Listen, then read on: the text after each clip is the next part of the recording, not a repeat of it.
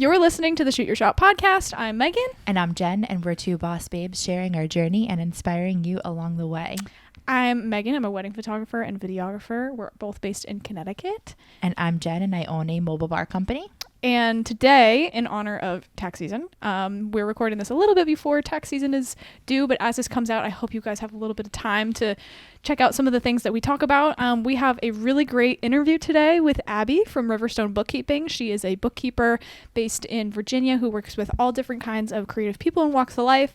And we just go over all of the different tax questions that we have for her, money questions, financials, just everything. Yeah, I think this interview is going to be really helpful if you are like me, Jen, and struggle with the bookkeeping aspect of your business. Abby is just a wealth of knowledge, and she really explains it to make it seem a little bit more user-friendly. Yeah. And her services are wonderful, and one of the things that she can start you off with is a consultation call. And I think that's just like a really great kickstart to learning what to do in the whole, numbers, bookkeeping, tax world. Yeah. That's a little bit about Abby, and let's dive right in. Okay. It's so nice to meet you. Your recommendations have been so high from Jess and Liz. They're two good friends of ours, photographer and content. I know. I love them. I know. I was just messaging them yesterday. We were talking about how I need to plan a trip to Connecticut because I'm like making friends with all you guys, and I just love them so much. But yeah, I'm gonna have to convince my husband that we need a vacation in Connecticut. Like a fall New England. Yeah, come with a little warm here. Yeah. It'll be nice. Yeah. Take it away. Yeah, we'll dive right in. We're so excited to have you today. Thanks again for coming on. We thought this would be a good kind of intro to lovely tax season. And I think all entrepreneurs really just, you start a business and you're like, oh, I have to do taxes. I have to do numbers. Yeah. And, I'll speak for myself, but like most of our brains are not wired to do numbers. We're wired to do sales and marketing and all the other things. So we thought that this would be a really good episode today to enlighten our audience, our fellow entrepreneurs on the lovely bookkeeping and things like that. So we're just going to ask you few basic questions. And, we'd love for your advice on everything. And we'll get started. So the first one, let's just talk about Riverstone Bookkeeping, what you do, who you service, where you're based, and just kind of like how you got started. So just really a background of you and your business. Yeah. Well, we can start maybe with how I got started. So kind of like piggy back off what you just said as like where your brains are wired. I actually started in marketing and my brain is not wired for marketing. I hated it. I was just so unhappy, just super unfulfilled with that job. And so I didn't really know what to do. I had never really thought about working in accounting. I was like a numbers person. I was always bad at math growing up. And so anyways, I got introduced to bookkeeping by my aunt when I was obviously trying to get out of marketing, looking for something new to do.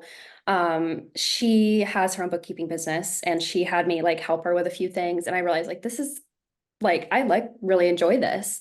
And so at that point I was like, this is definitely what I need to do. I could sit there for 12 hours and not even notice time had passed working on it. And I was like, okay, this is 100% what I'm meant to do. So at that point, I just kind of did anything and everything I could to learn about it. And then in 2022, I launched Riverstone, really just because I've always had an entrepreneurial mind. I wanted to run a business, but I also really wanted to help and support other women who had businesses who were kind of maybe in the same position I was, where my brain was not wired for marketing. Their brains are not wired for bookkeeping, taxes and stuff. So that's kind of where we started, and love where it's going. So I mostly work with creative entrepreneurs, photographers, graphic designers, web designers, really anybody in that field, but definitely not limited to that. I know, we've talked a little bit about doing stuff for the vintage horse. So yeah, definitely expand into other areas. But I love working with creative people. They're just so fun to work with. You guys are always so nice. Aww, thank you.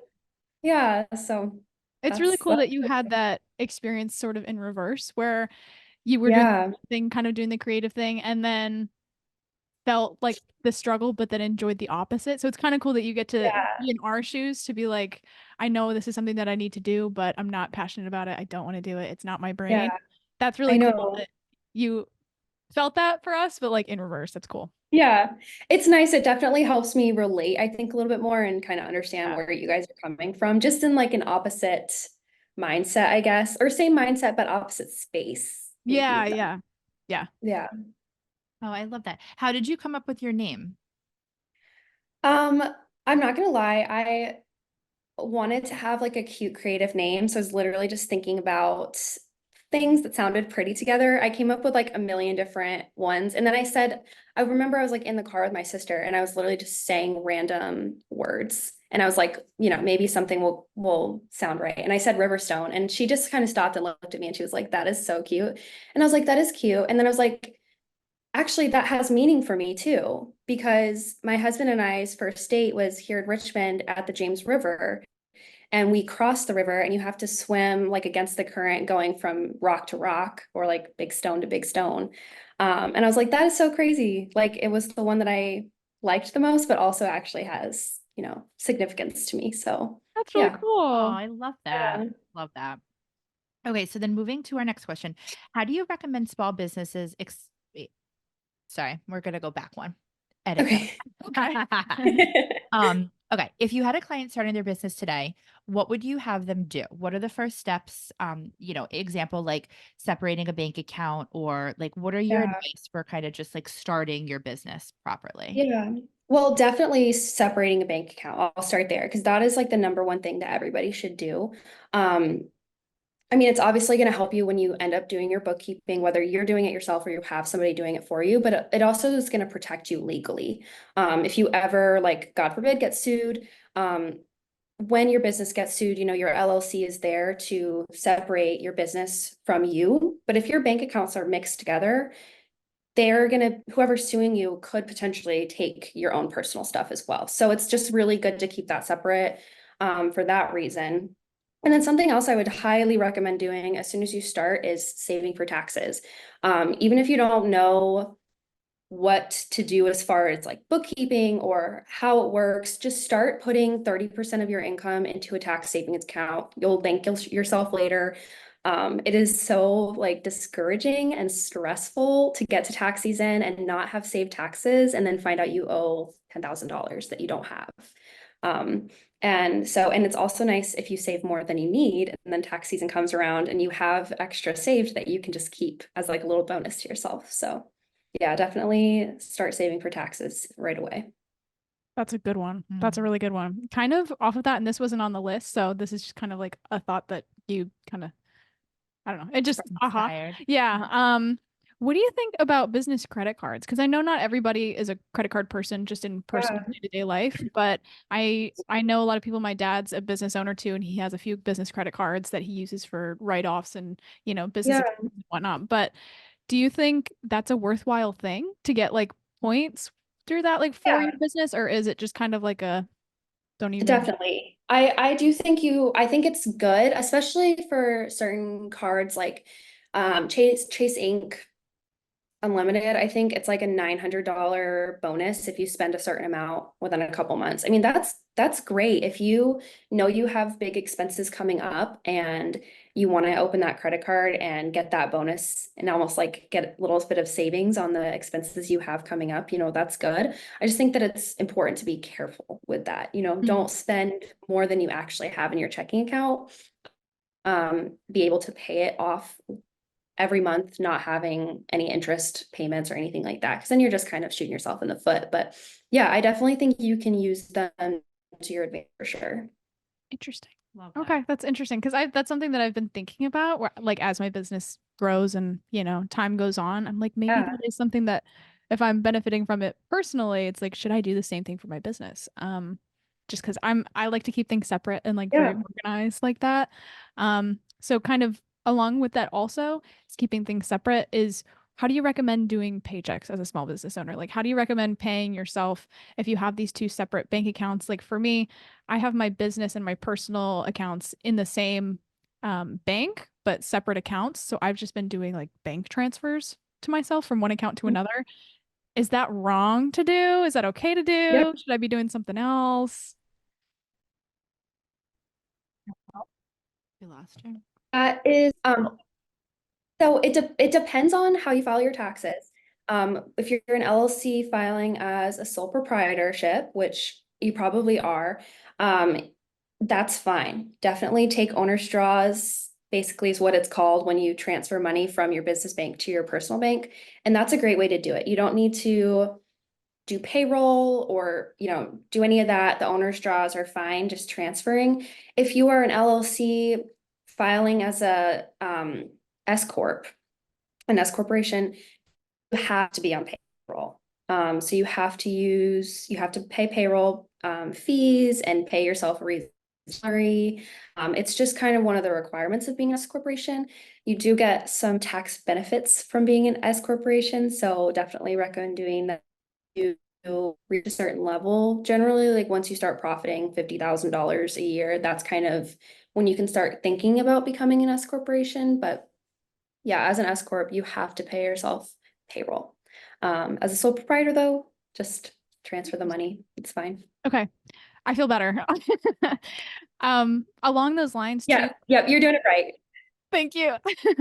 Um, Along those lines though, if you have somebody working for your business, like another contractor. So like for me as a photographer, sometimes I have people second shooting for me and I'll just pay them cash. But if I were to do, checks for them or pay them in a digital or a traceable kind of way like that, how would you recommend all of that goes about? Because I know that those taxes are different than the 1099s are involved. Can you give us like a spiel on that? Yeah, so if they are, well, let's start, if they're an employee, like an actual employee, not a subcontractor, you want to pay them maybe somewhere in like Gusto, which is a payroll provider service, which is really nice because they handle paying any payroll taxes that you have to pay for those employees, help you with sending W-2s at the end of the year. So I would definitely recommend doing something like Gusto or like ADP, one of those payroll services that helps take care of all that stuff for you, so you don't really have to think about it. Um, you can also use Gusto for subcontractors. I don't know that it would be as convenient for you if you have second shooters that you don't work with regularly. Mhm. Um, but if you work with somebody regularly, then it's easier to have them in Gusto. You pay like $7 a month per subcontractor, and then they will help you send your 1099s at the end of the year. They keep track of how much you're paying those contractors.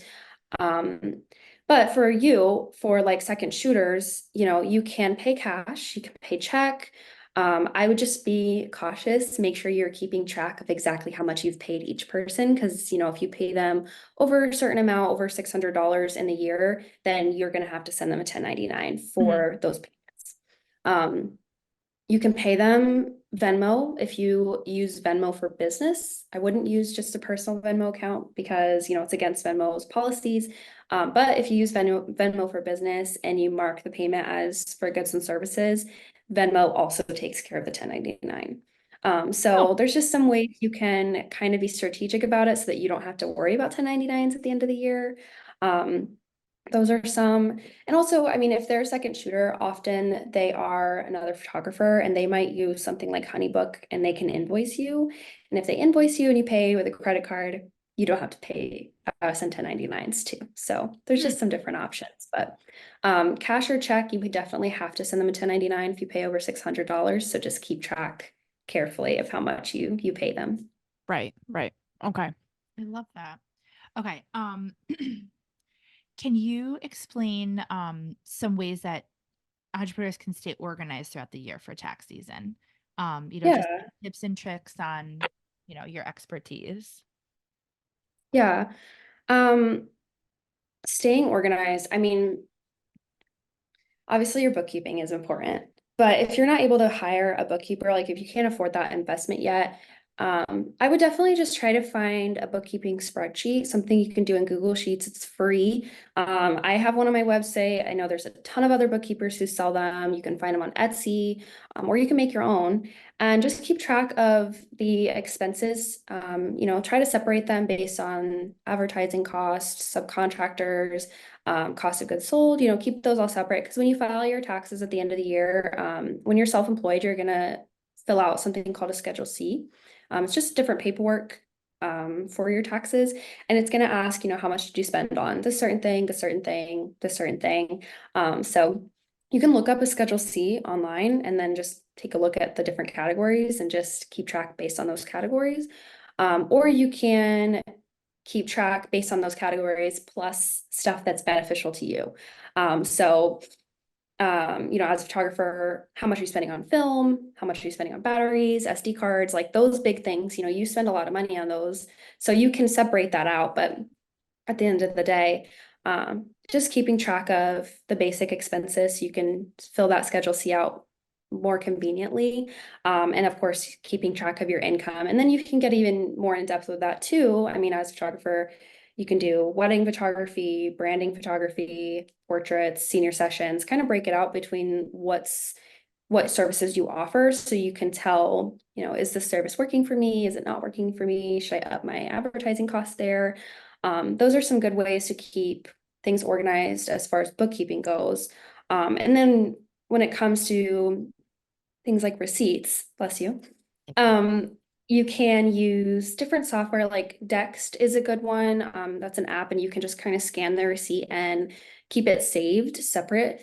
So you don't have to literally have like a shoebox of receipts. And then of course, like today, I mean, in our digital world, most things you're ordering it online. If you have your receipts emailed to you, you can set up rules within, like if you have Gmail, you can set up rules so that any receipts that get sent to you go into a separate folder. And then at the end of the year, you have a folder full of your receipts. So there's some different options, or just keeping them in Google Drive. But I would definitely recommend trying to keep them stored digitally. It's just easy to lose stuff if it's in your home or in a shoebox or in some random corner of your house that you forget about. Right. So yeah, Like so mine. that's Basically what was that? like my Oh, life. yeah. Like mine. I saw you post something the other day about QuickBooks Self-Employed. So on the topic of just categorizing things and keeping things organized, can you chat about that a little bit? Because I've been using that for about 2.5 years, and I've had a good experience, but I don't know what I'm missing if there's something better out there. So Yeah. yeah. Self-employed it's not awful. Like it's good, especially if you're doing it yourself. It's easier to use. It's not good if you want to scale. And the reason I say that is you can't do any sort of payroll stuff in it. You can't create journal entries, which are basically something that I as bookkeeper use a lot to record some different information, especially when it comes to payroll. Um, you can't reconcile, which is basically reconciling is taking your bank statement, comparing it to the bookkeeping you've done and going, what is going on? For our audio, I don't know fireworks why going it did on that. Zoom. I don't know if That's did I do this? Did that make it? I don't know. That was so weird. QuickBooks. That was funny. Anyway, that really threw me off. What was I saying? Oh, reconciliations. Yeah. It's basically taking your bank statement and comparing it line by line to what you put into your bookkeeping software to make sure that everything is truly there, nothing was added extra, duplicated, and nothing's missing. And it basically just makes sure that everything is as accurate as possible. And you can't do that in self-employed. And every like bookkeeper accountant knows reconciliations are like the backbone of making sure your accounting is good. So it's painful to me that you can't reconcile in self-employed, but you're also missing other things like you can't really customize your chart of accounts, which is essentially where you would put those different services you offer or like different expense accounts. So like the film tracking, that sort of thing. And you can't pull, there's only like 8 or 10 different reports you can pull, I think, in self-employed. And there's like 100 different reports you can pull in other QuickBooks softwares, including your balance sheet. Your balance sheet is super important. It's basically what shows the health of your business, and you can't get a balance sheet in self-employed. Another reason I don't usually recommend self-employed as far as scaling is that you can't, at least in the past, you couldn't import self-employed into QuickBooks Simple Start, which is QuickBooks Online's like base plan that I recommend. You couldn't in the past. I've learned in the last couple of days, I think they've changed it so you can now like migrate into Simple Start, which is great. I think it just depends on the way you opened your self-employed account. So if you downloaded it in the App Store, you can't migrate it into Simple Start, but if you started it Oh, like on your computer, you can. I don't know, it's kind of finicky, but that's kind of the reasons. It's just not, if I started working with a client, I would have them go into Simple Start. Wouldn't work in self-employed because there's nothing I can really do besides add the income and expenses. So Okay. So with you and all the clients that you work with, this is like a kind of on topic off of our list. I'm having a lot of like off of our list questions. yeah, But great. I work with the tax accountant, so I don't file my taxes myself. I have somebody that does it for me. But throughout the year, I do all my bookkeeping myself with self-employed. I just have it connected to my business bank account and I just do yes, yes, yes, and like approve down the list, and that's pretty much all that Yeah. I know how to do. And you're saying a lot of things that I don't know anything about and I've never even heard of before. So I'm wondering is if somebody like you, if you do this for all of your clients, do you connect them with a tax accountant and work with them? Would I be like a middleman between you and a tax accountant if I were to hire you, or how does that work?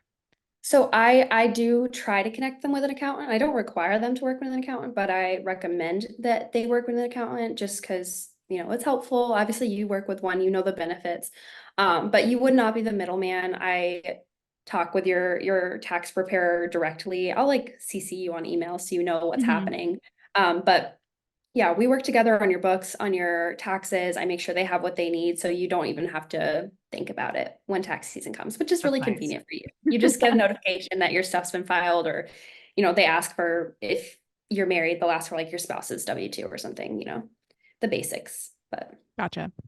yeah. Gotcha. Okay. That's That's so So helpful. yeah, I'm putting that in my back pocket. I just Um, think about Yeah. that. is there a rule about what? Okay, so this is geared towards write-offs. Okay. So it's so funny. I just posted something the other day that what's that show from? Oh my God, I'm drawing a blank. Oh, Schitt's Creek? Yes, Yeah. where he's like, it's a write-off. It's a write-off. And they're like, do you even know what a write-off is? Yeah. And Yeah. It's free. It's yeah. free. Like trying to buy So everything. yeah, so I've always been under the impression, and I'm sure this is wrong, that, like, for example, if you go out to coffee with someone and you are in a meeting and you're talking about business, like Mhm. that coffee could be a write-off. Are there any, like, obviously I know there's a huge rabbit hole to this and we don't need to go into detail, but are there just like tips and tricks on like these are, considered a write-off kind of thing? Yeah, yeah. I think there's a lot of people like in Schitt's Creek who just say, this is a write-off because I bought it like with my business card, so it's a write-off, even though it's Yeah. some car, like something like crazy like that. Um, or there's people who are tax strategists and they'll be like, yeah, just buy it as a write-off. It's not a write-off. So there are some things that I'll talk about that I think are kind of the most common that people don't really realize. Shop thing is a big one. Actually, if you were meeting with somebody to discuss business, if they're an employee or a subcontractor, if they are your client, say you're meeting with a bride, that is considered a write-off because it is a business like meeting. If you go to a coffee shop by yourself to edit or something, that is not a write-off. Oh. So that wouldn't count.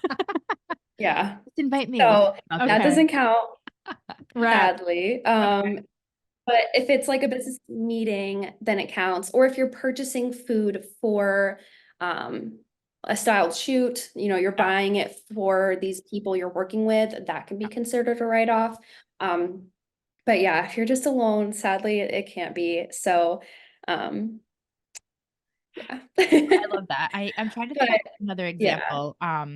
Well, one thing that we had talked about was clothes. Yeah. yeah. Because I well, actually wanted to talk about that too. Yeah. yeah, I didn't used to write off barely anything or that I knew of. My tax accountant, I just give him all my reports and I'm like, go crazy. And I don't really do much more than that, but I put things into different categories and meeting you for coffee, I'll like track it in as meals and put a little example that's like coffee meeting with so and so about whatever. But we were chatting and you were saying like, Megan, you need to use your business card for that. Like stop using your personal card. And I like didn't know what you were talking about. And so now I do that. But another thing that you had brought up was like clothing, like uniforms for the business. Because for you and all of the girls that work for you, you guys wear the vintage horse t-shirt, you do your thing. But for me, I just need to be like business casual, like kind of nice. Like I can't wear this. Um, But that's something that I like struggle to write things off because I'm like, is this justified? Like, am I sure that like it's okay? So I'm wondering so about that it's tricky with clothes. The vintage horse t-shirts are definitely for sure. considered a write-off because they say the vintage horse. Now, as a photographer, you might go for people and purchase a jumpsuit, like a plain black jumpsuit, that you only wear to weddings. Yeah, But that can't be considered a write-off because got it. technically you can't wear it other places. But if you want to make it a write-off, you can buy that jumpsuit from Free People, take it to a local seamstress and get your little logo embroidered on the jumpsuit. And now you can write off the purchase of the jumpsuit and the embroidery cost. So if you have your logo on the clothing, that can be considered a write-off. But if it's just clothes that you can wear any other day, it can't be. Now, if you're like a nurse or somebody and you buy scrubs, like, I mean, obviously nurses aren't business owners, but for that example, the scrubs would be because you have to have that uniform for that career. Um, but yeah, so just put your logo on it and then you're good. Interesting. Okay. When you rebrand. Yeah, I'll think about that and do like a tiny little, yeah, that's Yeah. cool. Yeah, just like a little one. You don't want to on the front. Yeah. Okay. And then one of our last questions, and then we can kind of just go into like off topic.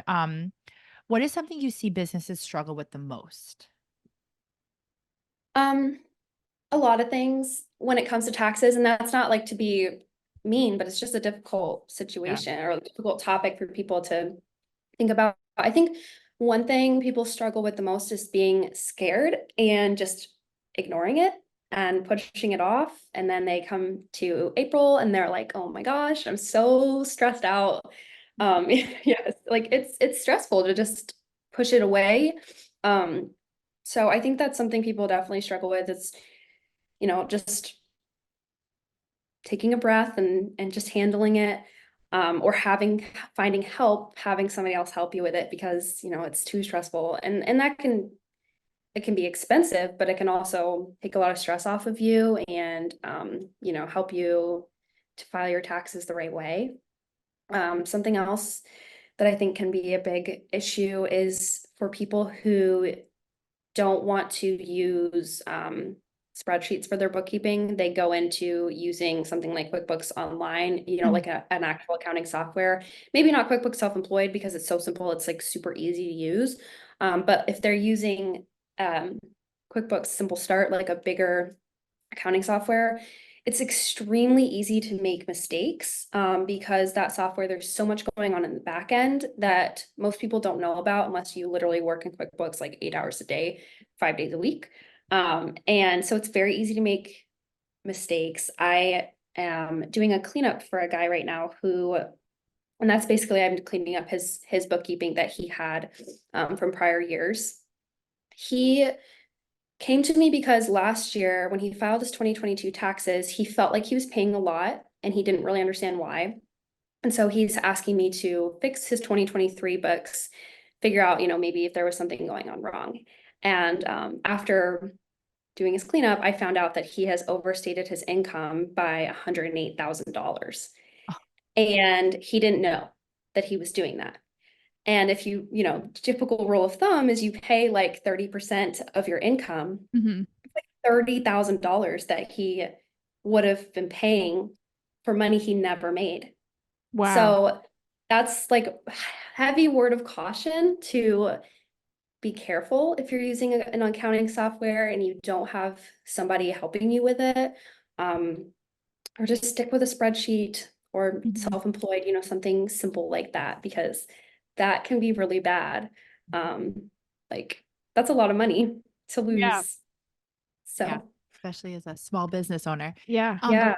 That so I'm guilty. I wait till the end of the year. I'm now 3 years in business, and every year I'm like, I'm not going to do this, and every year here we are again. So, do you recommend like almost like a process that you tell your clients that you're like, okay, on the 20th of each month, or I don't know, the first of each month, you have and again, I'm just thinking out loud. This is something that I keep telling myself to Mhm. do.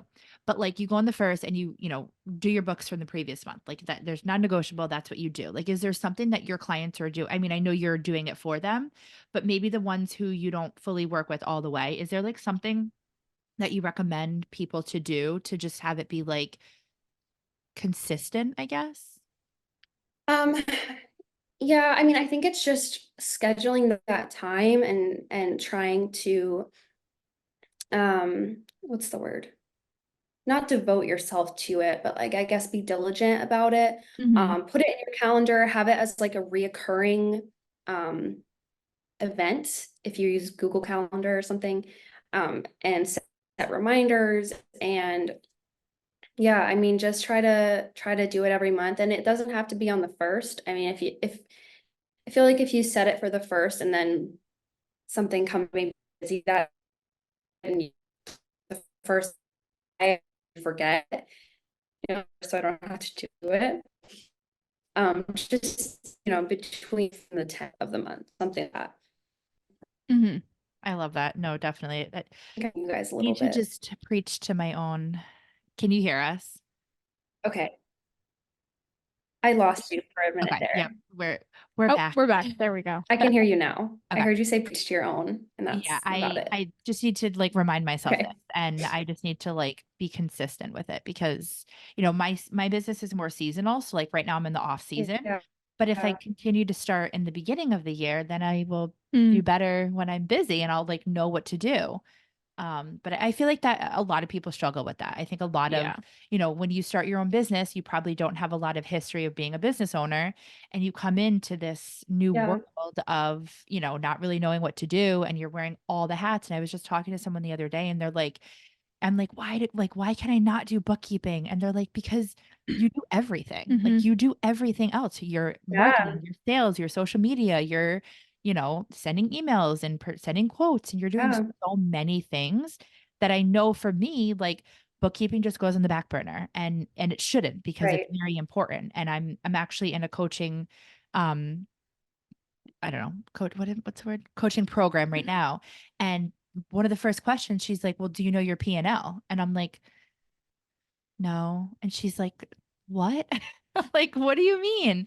And I'm like, I know I should. I'm, you know, been doing this for so long, but it's just, again, you come Yeah. into this world and you try to do everything. And for me, the biggest thing was like getting my name out there, not the back end of like, Yeah. okay, now what do we do kind of Right. thing. Yeah. Um, Yeah.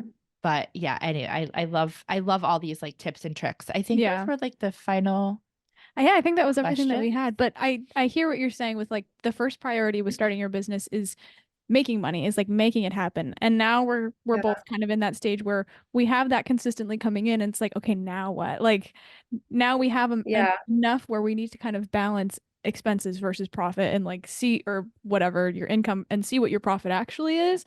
Like I'm probably not in the same boat with that guy that you were working with, probably not to that extent, but I'm sure that there are cases like that with my business where it's like, Megan, you paid more for this than you made. Like, what are you doing? And I probably just don't even realize it. So Yeah. very valuable, and we appreciate your time so much. And I will probably be reaching out to you very soon. Well, um, thank you so much for having me. This was fun, and yeah, I was super Do you excited to want be to on just today. quickly recap just like what your service is if someone were to hire you? I know they can mhm. find things on your website and we'll link everything, Yeah. but just really quickly, like what are your main services that you provide to entrepreneurs? Yeah, so my obviously my biggest service is monthly bookkeeping, which is just handling your books, helping with the basics of bookkeeping, but then also helping you figure out how much to pay yourself, kind of strategizing where your money should go, um, helping you save for taxes, whatnot. Then I also have a DIY support offer where if you're doing it yourself, but you maybe have questions and you don't want to Google it, I'm there to help you, and I check your bookkeeping every quarter to make sure you're doing everything correctly. Um, and then I offer some like one-on-one consultations. If you are starting out your business and you're not really sure what you should be doing, that's a really good one. It's like an hour long, and we just talk about how you should set up your business, how you should get insurance, how you should start your bookkeeping, what bank accounts you should open, that sort of thing. That's And awesome. Yeah, so it's really helpful for people, especially the DIY one. That's really been helpful for a lot of folks who just don't really know what they should be doing, but aren't quite ready to invest in full-time bookkeeping. So yeah, Cool. those are my offers. Love that. All Thank right. you. And what is your Instagram website? How can people find you? What's your at? Yeah, Riverstone Bookkeeping on Instagram, just Riverstone Bookkeeping, www.riverstonebookkeeping.com. You can email me, abby@riverstonebookkeeping.com. So that's Awesome. my stuff. Love it. Thank you so much for coming on today. This was so helpful. I know this is going to Yeah. definitely be very helpful to a lot of our audience. Yeah, I know. Well, it's definitely not something I think a lot of people think about, and it's hard to find the information a lot of times online. There's so much different stuff, so many people saying so many different things. So yeah, it's difficult. Yeah. When you're a small business owner. Yeah. Yeah, Thank you so yeah. much. Thank you. Yeah, thank you guys. All right. Have a good one. You Bye. too. Bye.